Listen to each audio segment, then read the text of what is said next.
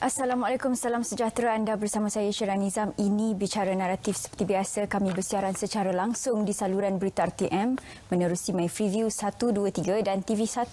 Sekiranya anda ingin mengikuti kami di platform media sosial, anda boleh cari kami di Facebook Berita RTM atau di 5 Bicara. Seperti biasa, Bicara Naratif mengangkat isu-isu atau naratif rakyat yang kami akan kongsikan dari pelbagai sudut pandang individu. Dan malam ini, kita bersama dengan Yang Berhormat Datuk Muhammad Rafiq Naizamuddin, Esko NGO Pembangunan Belia dan Sukan Negeri Melaka. Apa khabar? Selamat datang. Alhamdulillah. Sihat? Sihat, Syirah. Cakap pasal Melaka kan, bila saya tengok transisi perubahan satu negeri bersejarah yang mempunyai platform atau bangunan-bangunan yang cantik. Mungkin Datuk boleh kongsikan sedikit perubahan-perubahan ini, adakah ia dilihat sebagai perubahan yang perlu dikekalkan tradisionalnya dari segi pembangunan, dari segi budaya di Melaka? Melaka ni negeri yang kaya dengan budaya, ya, betul, kaya dengan sejarah. Jadi saya fikir walau apa pun pembangunan yang kita nak bawa dalam negeri Melaka ni, mesti kita kekalkan nilai-nilai sejarah, nilai-nilai yang kata heritage, betul, yang penuh dengan kualiti ataupun pengiktirafan dunia, yang mana Melaka telah diiktiraf. Semua tahu bahawa Melaka adalah negeri yang bersejarah yang diiktiraf oleh UNESCO sebagai bandaraya warisan dunia selain daripada Pulau Pinang. Itu kita cakap pasal Melaka. Kalau kita cakap dari karier Datuk sendiri, berumur 34 tahun, sebelum ni kita bincang, apa sebenarnya yang memungkinkan dan memberi minat kepada Datuk untuk menceburi politik? Adakah kita tahu anak-anak muda untuk dalam bahagian politik ini untuk menjadi satu barisan hadapan tu satu perkara yang mustahil sebenarnya. Jadi apa pandangan Datuk? Bidang politik, adakah ia sesuai dengan belia? Saya minat politik daripada saya di bangku sekolah. Semasa saya di sekolah, saya masuk bahas ala parlimen, wakil sekolah di sekolah rendah, sekolah menengah. Dan saya punya prinsip senang saja, Syirah. Bagi saya, secara lahiriahnya memanglah semua orang termasuk belia mahukan kehidupan yang sejahtera, ada rumah yang indah, ada pendapatan, ada sumber ekonomi yang tinggi. Tetapi kalau semua nak fikir masa depan diri saja, siapa yang nak fikir masa depan negara? Betul. Masa depan diri, masa depan keluarga, itu satu perkara yang biasa kita dengar. Cita-cita, impian semua orang. Tetapi tanggungjawab memastikan masa depan negara berada pada landasan yang betul, itu saya fikir harus berani dipikul oleh anak muda.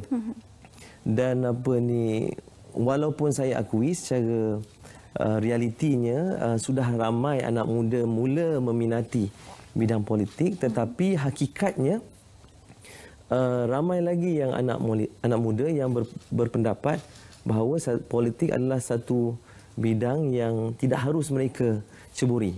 Sebahagian daripada mereka agak alergik dengan politik, dan kita tak boleh salahkan mereka kerana mungkin sedikit sebanyak pendekatan politikus lama mungkin sebahagiannya yang meletakkan kepentingan mungkin kepentingan politik peribadi berbanding dengan nyawa, kesihatan dan kesejahteraan rakyat, itu menjadi ukuran bagaimana mereka ingin terdorong ke dalam kancah politik. Tapi saya berpegang kepada kata-kata Soekarno. Soekarno beritahu bahawa berikan saya 10 orang pemuda, nescaya pemuda itu bisa menggoncang dunia. Jadi jelas bahawa anak muda ini perlu diketengah sebagai pelapis. Pelapis kepada kepimpinan negara kita, dan di bahu anak mudalah tergalas segala tanggungjawab untuk memastikan negara terus berada pada landasan yang betul. Dan dalam konteks saya sebagai pemimpin bersatu, saya melihat tidak semua parti berani bagi peluang kepada anak muda berusia 34 tahun seperti saya menjadi naib presiden bersatu. Sebagai saya, satu pengiktirafan yang diberikan oleh bersatu di bawah pimpinan Tan Sri Muhyiddin, yang mana hari ini bersatu boleh mengangkat orang kata anak muda sebagai pemimpin utama, bukan sekadar pemimpin sayap parti. Dan saya rasa dengan peluang yang diberikan oleh Bersatu ini membuka seluas-luasnya, bukan saja kepada saya. Bersatulah antara parti yang melantik Menteri Persekutuan pada usia 25 tahun. Ada exco kerajaan seperti saya pada usia 32 tahun. Ramai ahli majlis tertinggi yang muda. Kita ada Dr. Faiz, seorang profesional, seorang doktor perubatan. Kita ada belia seperti 20-an, seperti seorang pemuda daripada Sabah, saya lupa namanya, diangkat sebagai MPT, ahli majlis tinggi, dan ramai lagi. Datin Emma sebagai anak muda, ramai lagi. Jadi ketua-ketua bahagian dalam Bersatu pun ramai orang muda. Saya boleh sebut satu-satu ketua bahagian Sekijang dan sebagainya ni.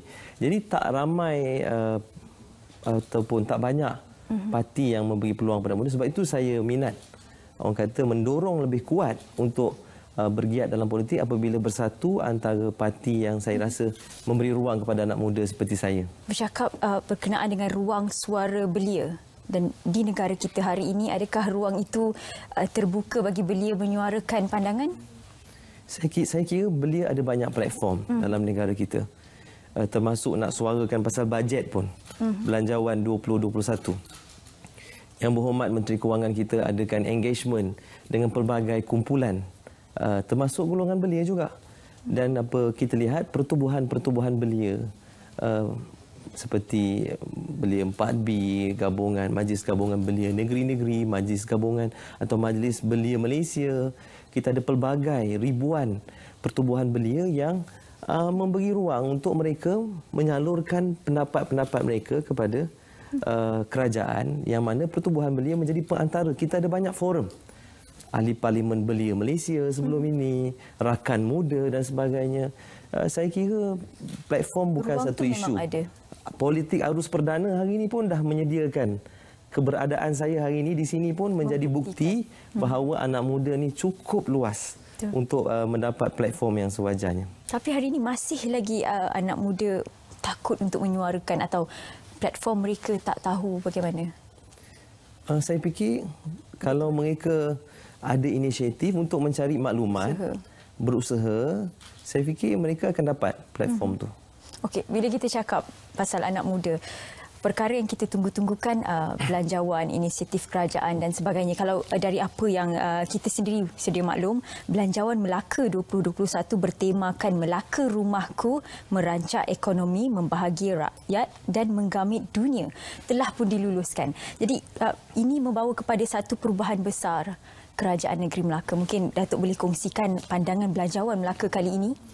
Ya, kalau kita lihat, saya sebagai exco Kerajaan Melaka tidak dapat lari daripada mengulas ataupun memberi pendapat saya tentang belanjawan Negeri Melaka yang baru saja dibentangkan oleh Yang Amat Berhormat Ketua Menteri Melaka, Datuk Seri Utama Sulaiman Ali, yang mana kali ini belanjawan Melaka adalah antara belanjawan yang terbesar dalam sejarah Negeri Melaka dengan jumlah 520.86 juta ringgit, yang mana kenaikan 14.32% bagi belanja mengurus dan juga kenaikan 7.14% bagi peruntukan atau perbelanjaan pembangunan. Jadi kalau dilihat pembentangan belanjawan Melaka ini oleh Yang Amat Berhormat Ketua Menteri ada 5 teras. Yang pertamanya teknologi.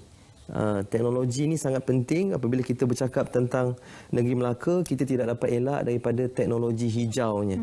Bagaimana nak jadikan Melaka ini sebagai satu smart city, bandar pintar, dan juga Melaka sememangnya serius untuk mempromosi negeri Melaka sebagai negeri yang peka tentang pendigitalan dengan menubuhkan Majlis Digital Negeri Melaka.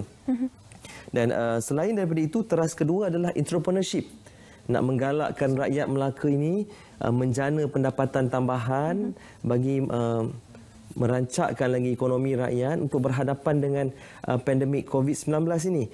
Dan yang ketiga, revolusi industri dan ekonomi, melibatkan pelaburan berimpak tinggi, domestic direct investment DDI dan juga FDI, foreign direct investment, yang walaupun terjejas, kita tahu tidak dapat tidak kita kena akui agak terjejas, tetapi kerajaan negeri Melaka berusaha untuk mendapatkan pelaburan-pelaburan yang berimpak tinggi bagi memberi peluang pekerjaan kepada rakyat khususnya belia Melaka. Dan yang keempatnya antarabangsa, dan yang kelimanya elemen kesejahteraan ataupun sejahtera kepada rakyat Melaka. Melihat kepada skop-skop belia, Datuk ada terangkan dari skop usahawan, minat belia dalam usahawan ini kita kira pada tahun 2020 ia berkembang, ia semakin mendapat tempat, semakin mendapat hati warga belia. Mungkin Datuk boleh kongsikan melihat kepada skop belia dan usahawan, apa sebenarnya impak sekiranya belia minat dalam usahawan dan menceburi bidang usahawan ini 10 tahun yang lalu. Dan kalau perubahan dari segi perbelanjaannya, ekonomi Melaka, kita nak tahu kesan usahawan, skop entrepreneurship di Melaka dan perhatian yang diberikan Kerajaan Negeri Melaka kepada skop keusahawanan belia. Di Melaka kita sentiasa memberi rangsangan, dorongan kepada anak muda untuk menceburi bidang perniagaan. Banyak program-program yang kita aturkan, engagement antara orang generasi muda, golongan belia dengan agensi-agensi seperti MARA, Tekun, Amanah Ikhtiar Malaysia dan juga agensi-agensi peminjam yang lain. Yang mana kita tahu di Melaka ini antara usaha kerajaan negeri adalah untuk melengkapkan ilmu pengetahuan kepada belia untuk mereka menjana pendapatan. Bagaimana nak lahirkan pendapatan daripada ilmu? Maksudnya jaminan dari segi ilmu perniagaan tu? Saya ambil contoh, sebagai contoh dalam musim COVID-19 ini. Kalaulah biasanya wanita muda di Melaka ini menghadiri kursus menjahit baju kurung ataupun menjahit item-item yang biasa kita dengar. Tetapi kali baru-baru ini kita menganjurkan satu kursus menjahit washable face mask. Yang mana kita tahu hari ini washable face mask mempunyai permintaan yang cukup tinggi dalam pasaran di negara kita ataupun di seluruh dunia kerana pandemik COVID-19. Jadi ini antara orang kata bukti ataupun contoh bahawa ilmu pengetahuan ini boleh kita translate kepada pendapatan sekiranya kita mengikuti perkembangan semasa. Saya ambil contoh juga di Melaka kita ada Uptown. Di pusat pelancongan Bandar Melaka dekat dengan Evamosa kita ada Pahlawan Walk. Yang mana anak muda berniaga selama 12 hari sebagai contoh. Hanya 6 petang sampai 2 pagi atau 1 pagi mereka boleh menjana pendapatan sehingga RM12,000 sebulan atau RM15,000 sebahagiannya. Cuma memang terjejas dalam tempoh pandemik ini, tetapi maksudnya galakan itu terus diadakan. Dan kerajaan negeri juga telah membuat keputusan untuk menambah lagi platform. Pasal kita ada permintaan yang tinggi di kalangan belia. Maka kita akan lancarkan atau tubuh satu lagi platform yang dipanggil Uptown Ching. Di kawasan saya, di sekitar Ching itu ada satu tempat yang strategik. Kita akan bina satu lagi Uptown, yang mana ini antara model baru perniagaan yang digemari oleh anak muda selain daripada perniagaan yang berunsurkan online, mempromosi produk-produk usahawan-usahawan belia melalui online. Ini juga antara program-program yang kita akan ketengahkan di negeri Melaka. Baik, satu ulasan yang baik, pembukaan yang saya rasa kalau kita bincang dari skop negeri Melaka itu, kita tahu kawasannya tidak begitu besar, tetapi perhatian kepada setiap golongan termasuk belia itu diperhatikan Kerajaan Negeri Melaka. Kita akan kongsi lebih banyak, Datuk. Kita akan berehat seketika sebelum tu, kita kembali selepas ini.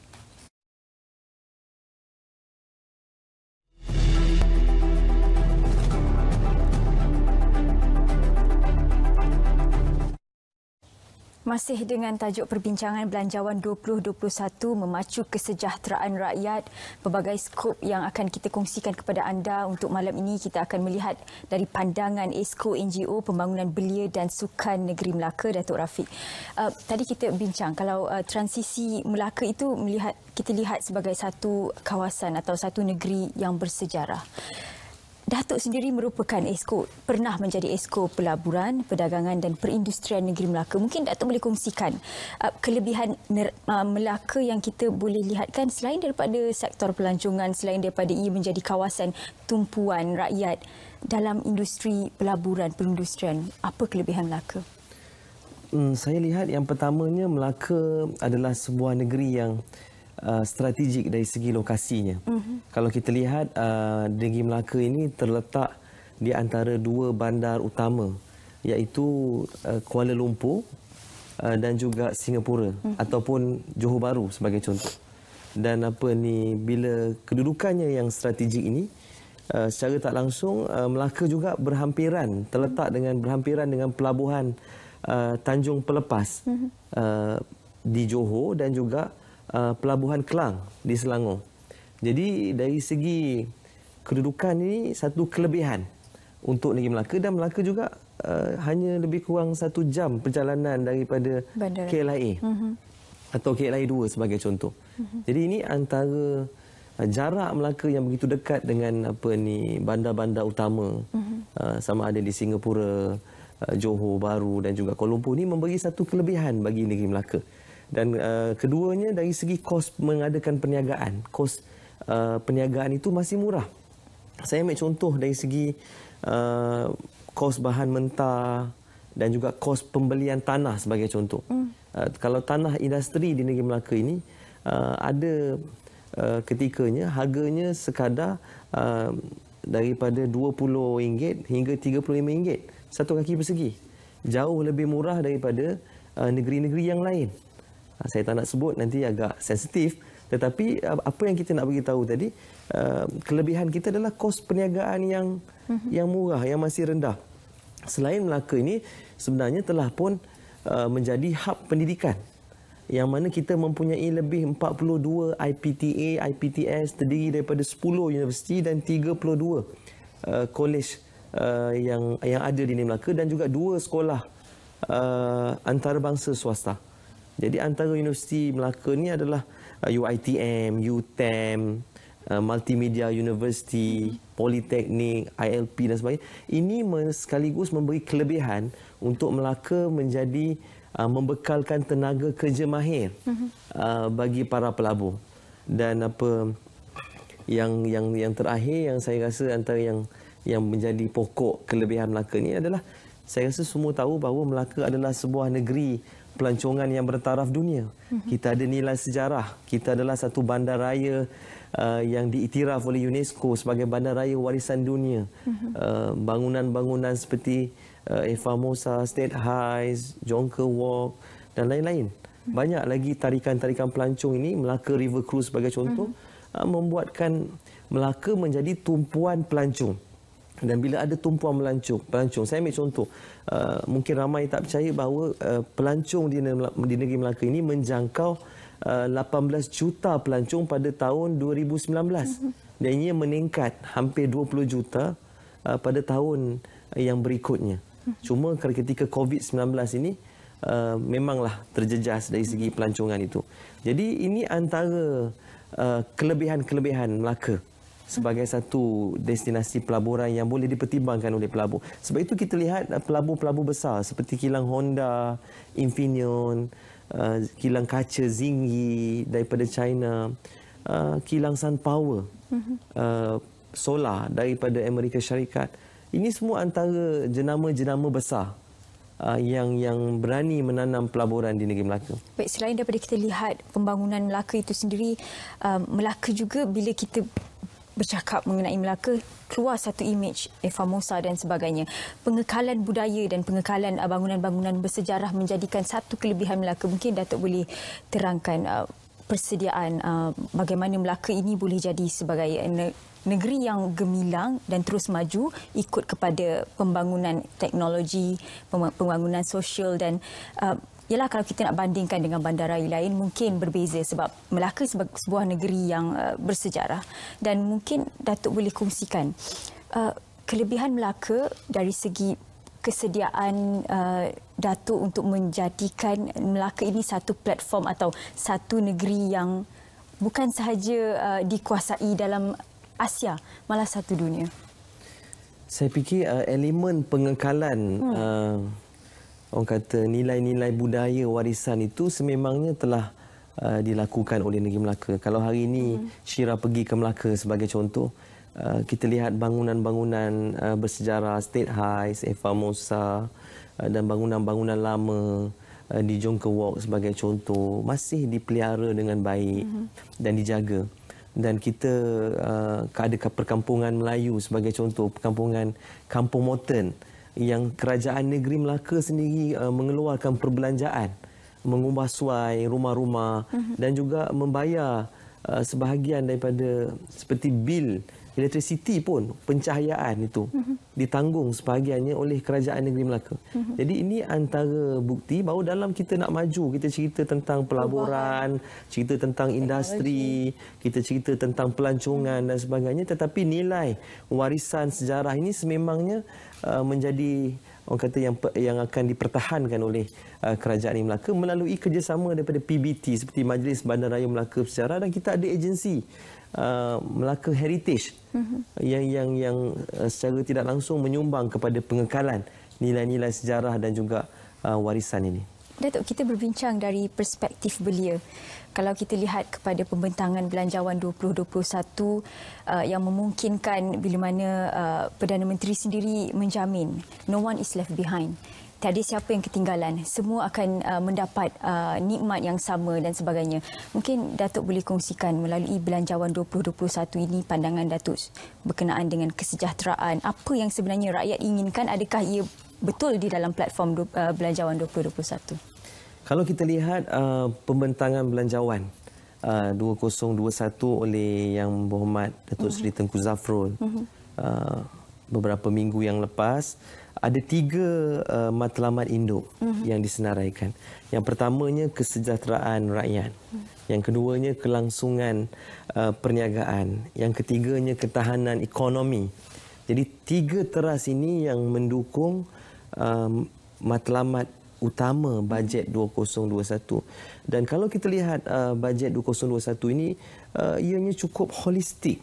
Dia mencakupi pelbagai bidang.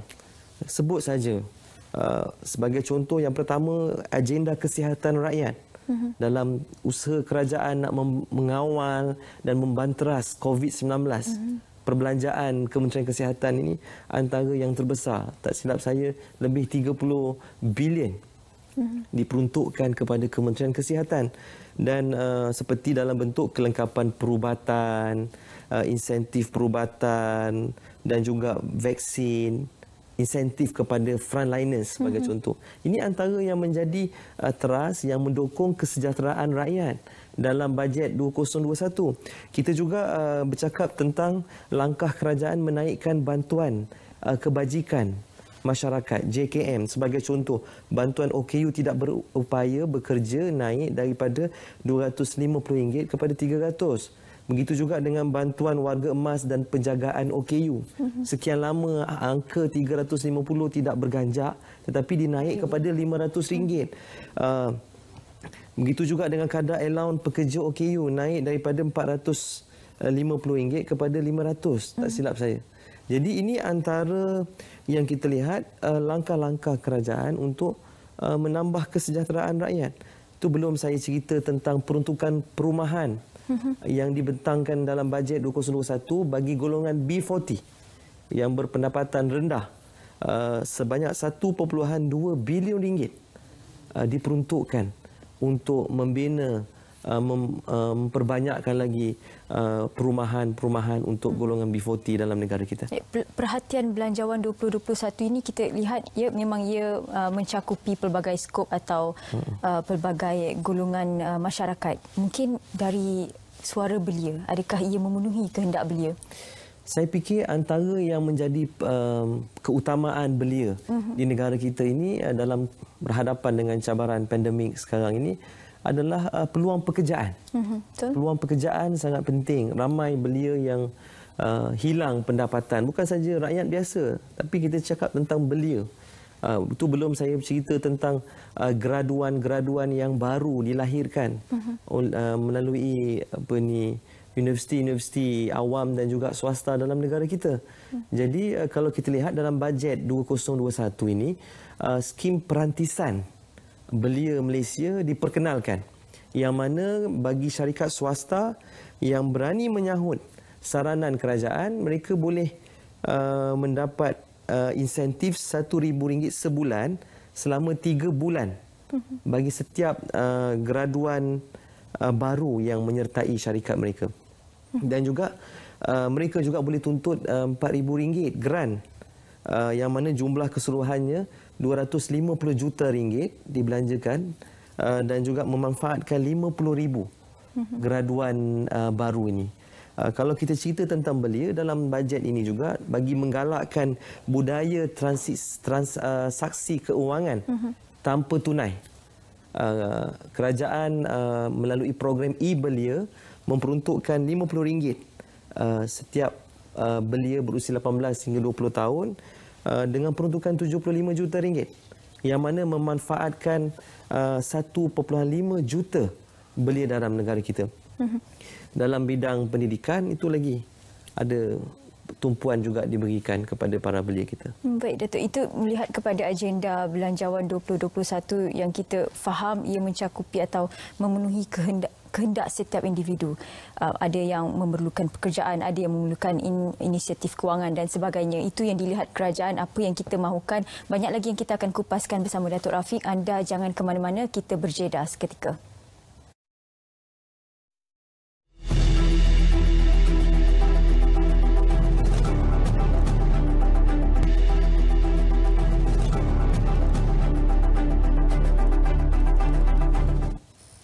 Terima kasih kerana terus kekal setia bersama saya di Bicara Naratif. Tadi kita ada mengulas sedikit pembukaan pendapat Datuk berkaitan dengan Belanjawan 2021. Kalau kita tengok ada beberapa agendanya. Bila kita buka pada agenda pemerkasaan Bumiputera, kalau kita skop pada pemerkasaan Bumiputera, kalau kita terperinci kepada individu-individu, mustahil untuk kita mencakupi atau memenuhi suara setiap individu. Dan kalau kita ambil secara sekumpulan, apa sebenarnya yang diberi perhatian dalam pemerkasaan Bumiputera untuk Belanjawan 2021? Kalau kita lihat, Syira, dalam Belanjawan 2021 yang dibentangkan baru-baru ini, peruntukan keseluruhan untuk Bumiputera adalah sebanyak RM11.1 bilion. Satu jumlah yang begitu besar. Dan ianya, kalau kita lihat balik bandingan berbanding tahun lepas belanjawannya, jumlahnya meningkat sebanyak RM3.1 bilion. Kenaikan yang cukup besar. Dan ini kalau kita perincikan lagi adalah daripada jumlah itu RM6.5 bilion diperuntukkan bagi pendidikan Bumiputera, termasuk kepada MARA, institusi MARA seperti MRSM, seperti Kolej MARA dan juga UiTM. Dan kalau kita lihat, mengapa kita perlu tindakan memperkasakan Bumiputera dalam tahun 2021? Banyak orang pendapat sinis kadang-kadang mempertikaikan usaha kerajaan. Tetapi kita melihat bahawa kita kena memperhalusi wawasan kemakmuran bersama yang diperkenalkan, ilhamnya datangnya daripada Yang Amat Berhormat Perdana Menteri Tan Sri Datuk Haji Muhyiddin Yassin, yang mana beliau mahukan jurang ekonomi, jurang pendidikan sebagai contoh, antara luar bandar dengan bandar, antara Bumiputera dengan bukan Bumiputera, antara kaum, dan juga lain-lain aspek itu dirapatkan. Penting untuk kita sebagai sebuah negara yang masyarakatnya berbilang kaum, perlu memastikan tidak ada golongan yang tertinggal ke belakang. Dan dalam konteks negara kita hari ini, kita tidak dapat nafikan bahawa golongan Bumiputera walaupun masih majoriti jumlahnya dalam negara kita, tetapi dari segi keupayaan ekonomi dan juga pendidikannya masih jauh terkebelakang, terutamanya dari segi ekonomi, walaupun pendidikan sudah ada banyak penambahbaikan ataupun improvement dibuat.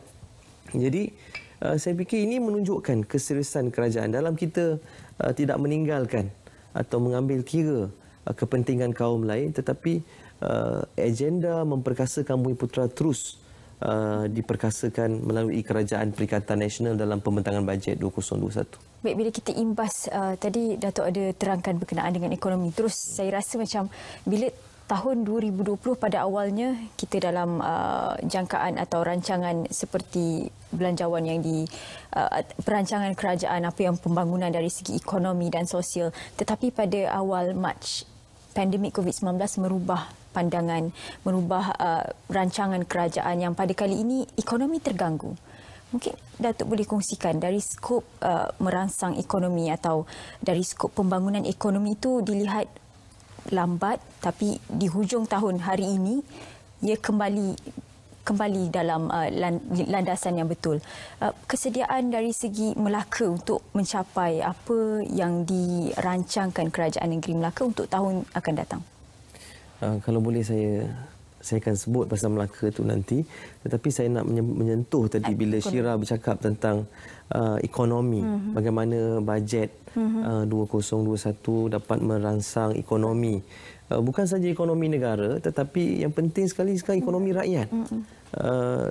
Kerajaan, kalau kita lihat Syira dalam bajet 2021 ni, kerajaan berusaha keras menambah tunai di tangan rakyat. Yang mana kita tahu bahawa golongan yang tidak yang kaya mungkin sudah menjadi sederhana, yang sederhana mungkin sudah menjadi miskin. Yang sebelum ini bukan dalam kategori miskin, B40 sudah M40 sudah turun kepada B40. Mungkin T20 sudah menjadi M40. Jadi penting untuk kerajaan menambah tunai di tangan rakyat melalui program-program yang disebutkan. Sebagai contoh, bantuan prihatin rakyat. Sebelum ini bantuan prihatin nasional, sekarang bantuan prihatin rakyat. Tujuannya menambah tunai di rakyat. Saya sebut tadi bantuan Jabatan Kebajikan dinaikkan itu juga. Antara inisiatif kerajaan menambah tunai di rakyat. Tunai di tangan rakyat. Begitu juga dengan pengurangan cukai. Pendapatan bagi satu mata. Berkurang bagi satu mata diturunkan bagi cukai pendapatan. Bagi individu yang berpendapatan RM50,001 kepada RM70,000. Ini juga antara usaha-usaha untuk menambah tunai di tangan rakyat. Kenapa pentingnya kita untuk memastikan bahawa rakyat mendapat sumber kewangan yang cukup ini? Kerana apabila sumber kewangan rakyat meningkat, maka kuasa beli meningkat. Dan bila kuasa beli meningkat, maka rakyat akan berbelanja, membeli barang-barangan, perkhidmatan dan maka perniagaan mendapat nikmat daripada perbelanjaan rakyat itu. Dan akhirnya sebenarnya kerajaan tidak rugi kerana akhirnya bila perniagaan mempunyai keuntungan yang baik, maka kerajaan akan mendapat pendapatan cukai daripada bukan saja daripada individu tetapi dari segi cukai perniagaan.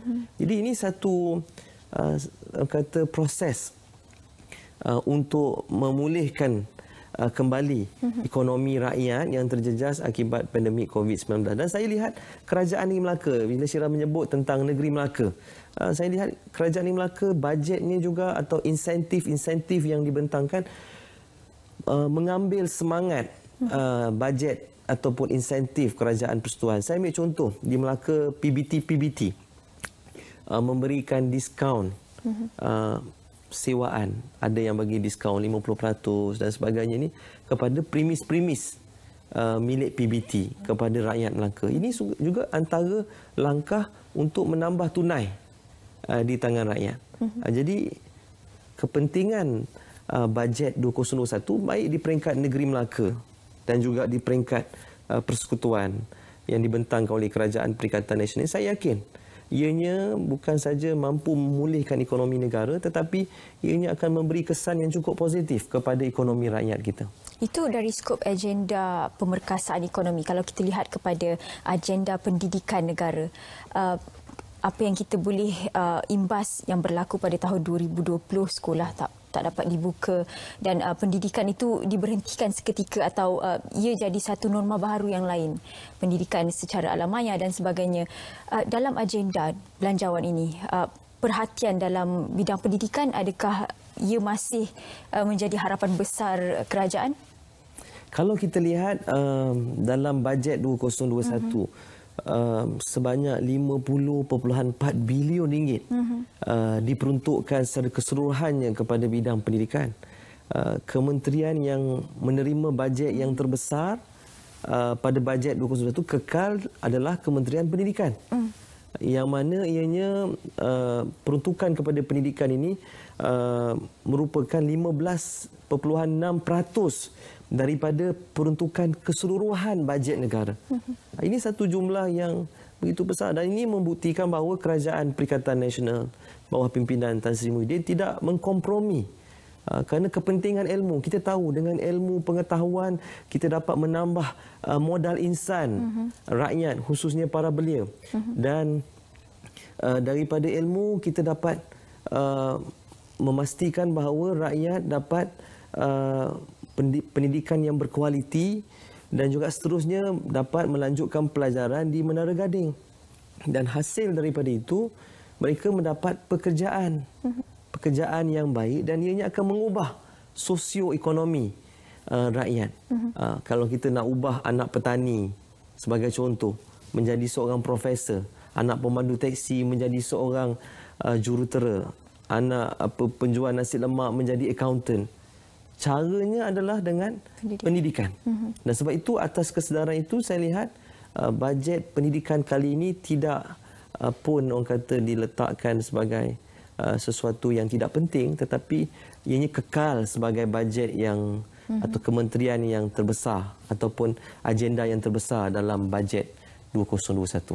Baik, belanjawan 2021, satu belanjawan terbesar dalam sejarah negara.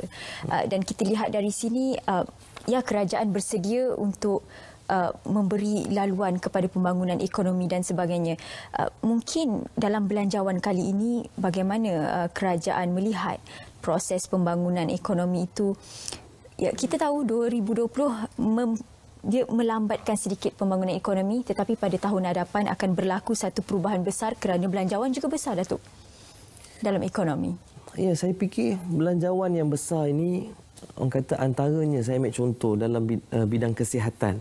Apabila kerajaan membelanjakan lebih 30 bilion ringgit dalam bidang kesihatan, antaranya adalah mengawal dan mengekang, menghapuskan penularan wabak COVID-19 ini, ianya secara tidak langsung akan menjana ekonomi. Dengan orang kata melandaikan lekuk COVID-19 ini, maka semuanya akan menjadi seperti biasa semula. Kita mengharapkan kita dapat pulih secepat mungkin seperti negara-negara lain. Negara China sebagai contoh.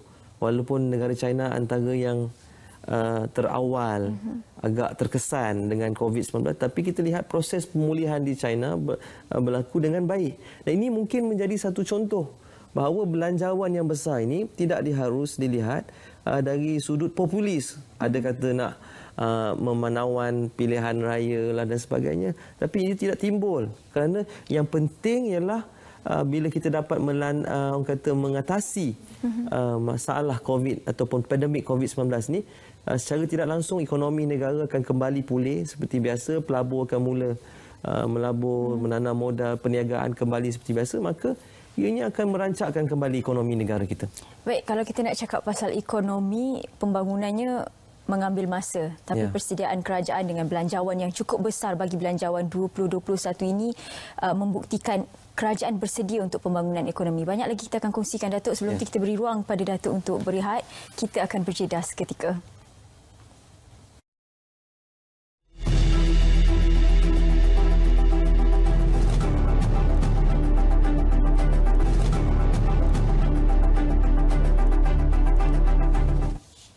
Baik, Baik, masih bersama kami di studio Bicara Naratif Yang Berhormat Datuk Muhammad Rafiq Naizam Muhyiddin, Esko NGO Pembangunan Belia dan Sukan Negeri Melaka merangkap naik Presiden Bersatu. Tadi kita dah bincang dari segi belanjawannya, persediaannya dan bagaimana bagi mengekang atau memperkasakan ekonomi rakyat. Kali ini saya nak bincang sedikit. Kalau kita bincang ekonomi dan politik tidak boleh dipisahkan. Bagaimana politik itu stabil, ekonomi juga stabil. Kerana politik itu menjamin kepada pembangunan ekonomi yang sebenar. Tapi pada awal pandemik ini berlaku kekacauan dari segi politik dan ekonomi. Apa yang Datuk boleh kongsikan keadaan yang mungkin sebagai satu penyelesaian kepada kemelut-kemelut ketidakstabilan politik dan ekonomi?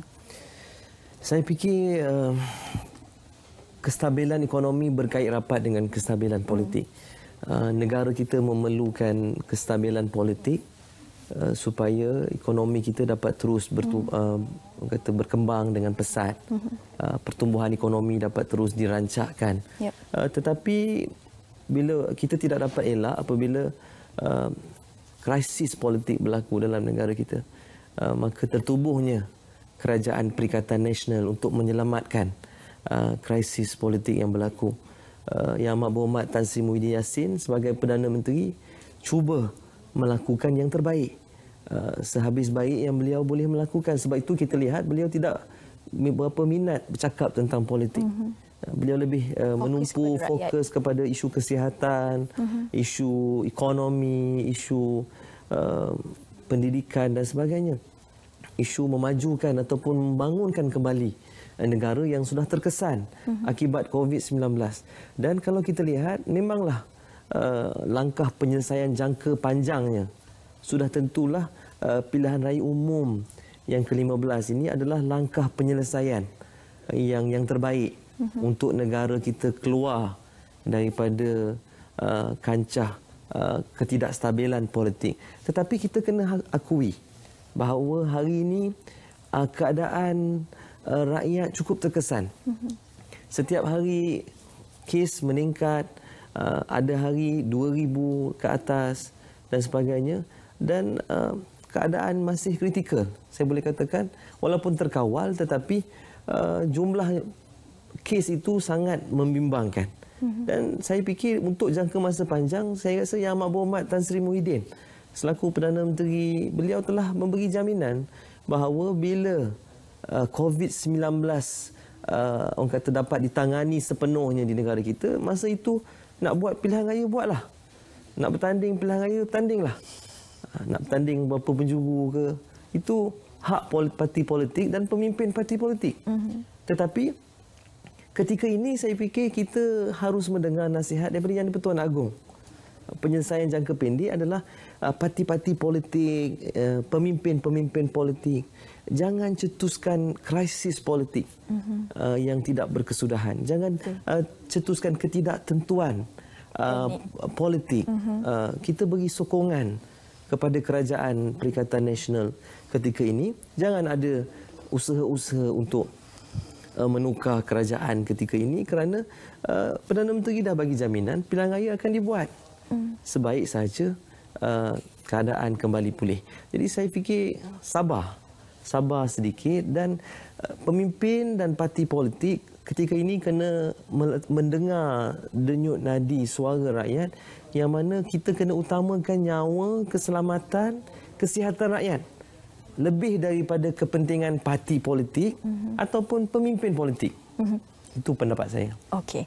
Kalau kita rakyat sendiri sebagai penggerak kepada agenda-agenda kerajaan, bagi belanjawan kali ini, belanjawan 2021, mungkin ada maklum balas sebab kita tahu pelbagai pertikaian atau keinginan dari satu ke satu memerlukan ini, memerlukan itu. Tetapi dalam belanjawan 2021 ini, mungkin Datuk berdepan sendiri dengan rakyat. Apa yang mereka mahukan? Adakah ia direalisasikan dalam belanjawan 2021? Saya fikir Kerajaan Perikatan Nasional, pimpinan Tan Sri Muhyiddin mendengar harapan dan suara rakyat. Terdapat banyak penambahbaikan. Kalau kita lihat isu KWSP-nya, moratoriumnya, banyak penambahbaikan dilakukan untuk cuba sedaya upaya untuk membantu rakyat. Begitu juga dengan dari segi peruntukan jasa sebagai contoh ataupun JKOM.